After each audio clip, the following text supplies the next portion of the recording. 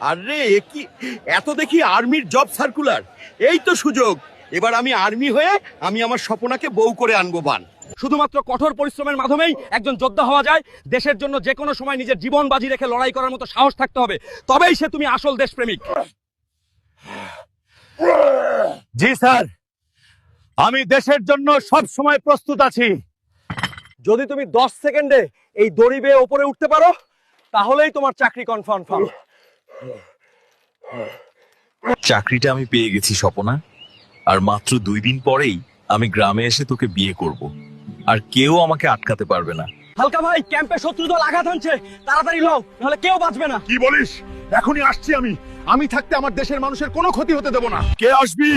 আয় আমার সামনে। ইয়ে, কাম অন।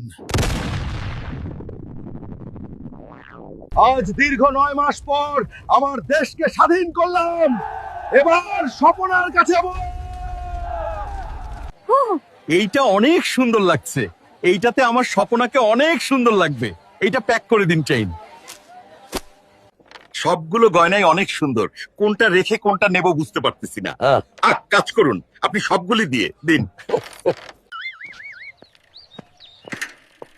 কিরে দোস্ত, এতদিন পরে তুই গ্রামে? আমরা তো ভাবছি তুই আর আসবি না। ধুর পাগলা, তোদেরকে কি আর ভুলে থাকতে পারি? পরে কথা হবে দোস্ত, আগে স্বপ্নের লগে দেখা করে আসি। আজকে তো স্বপ্নের বিয়ে দোস্ত, তুই তাড়াতাড়ি যা। স্বপ্নারে, আমি আসতেছি। এ কি স্বপ্না, তুমি আমাকে রাইখা অন্য বেটারে কেন বিয়ে করতে আসো? আমাকে জোর করে বিয়ে দিচ্ছে হালকা, আমাকে তুমি নিয়ে যাও। আমি থাকতে স্বপনা আর কারো হতে দেব না তা।